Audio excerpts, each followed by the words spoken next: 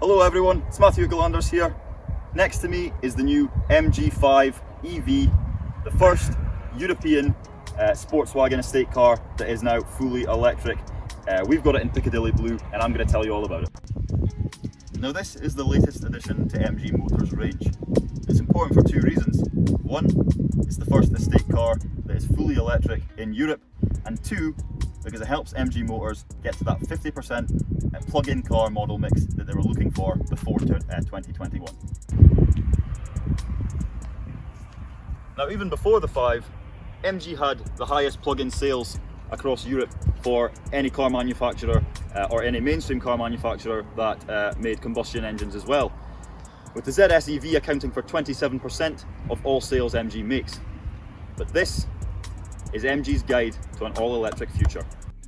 Now the 5 comes in two trims, the entry-level Excite trim, but if you're looking for all the bells and whistles, including the horn, excuse the awful joke there, now this could be the car for you. This is the exclusive.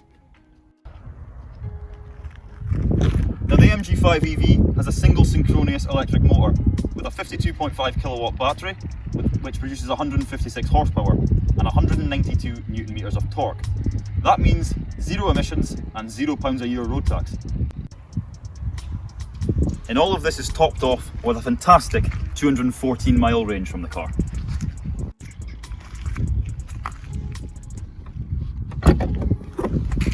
You can't forget the 1,456 litres of boot space that the car has without putting the seats down.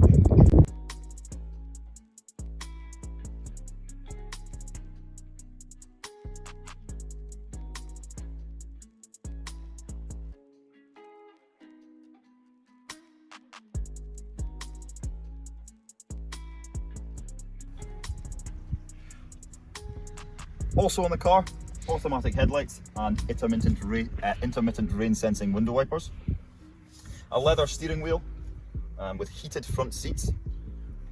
On the left hand side of the steering wheel is just your buttons to ficker about with your multimedia system, and on the right hand side is your buttons to control your dash.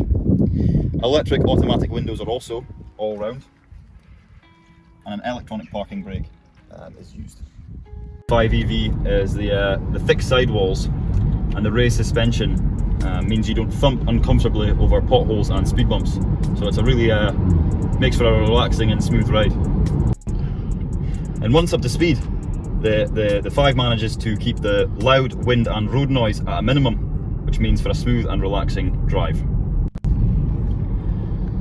And you can make your seating position just about perfect with the electric seats.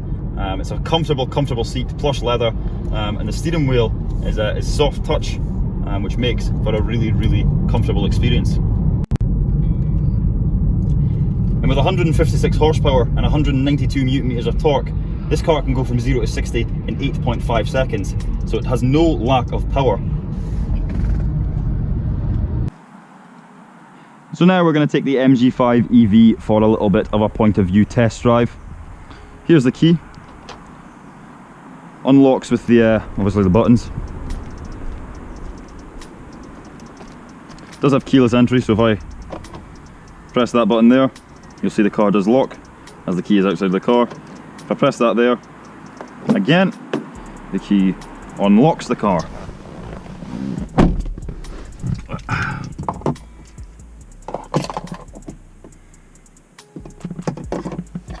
There's a nice little cubby hole here where you can put your phone, and then obviously 2 cup holders here. It is push to start, so foot on the brake and it will alert you when you're ready to start driving. So system ready there, read that on the screen,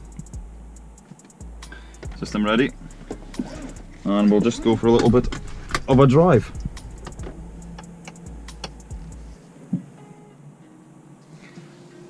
So the main thing that I noticed when trying this car out was it is incredibly comfortable. Obviously that's what you want in an estate sort of family car to be. You want it to be comfortable, you want to that essence of comfort, and this car definitely has that.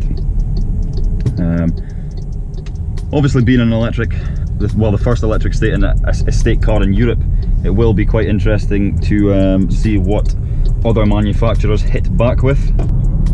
Obviously you can see on the left hand side there, that's your battery percentage, and on the right hand side is well, how much of the battery you're actually using. Down in the centre is your KERS, which you can put up to 3, 2 or 1 setting. I like to keep it on 1, just for, you know, when you take your foot off there's not as much harsh decelerating, but on 2 or 3 it can be quite good to improve battery usage and to be able to only drive with 1 foot without having to touch the brake really at all. There is 3 drive modes, as I did mention before. So you've got normal, which I'm currently driving on right now. So you can see that it says there's 98 miles just below the battery charge. But if I flick it into eco, that range changes from 98 to 103, so you get more projected mileage when you're driving on eco mode. And then when you put it into sport, obviously it takes 10 off, so you've only got 88 left.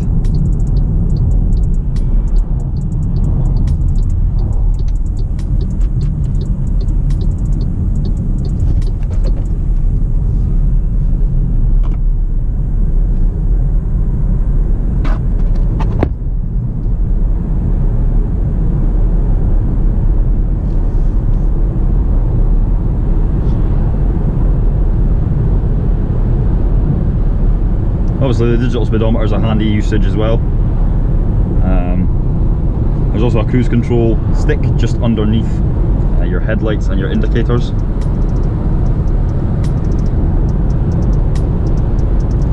I think I've explained the majority of what there is to be seen in the car,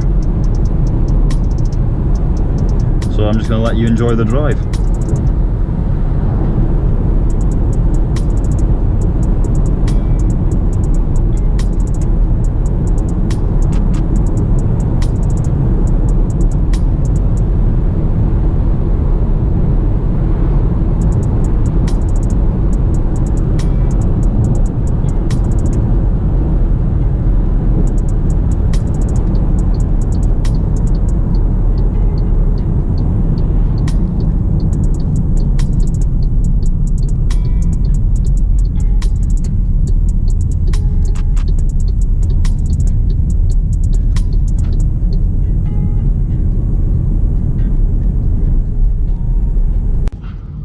Now I think that's enough from me. I'm going to head back to the garage. I hope you've enjoyed.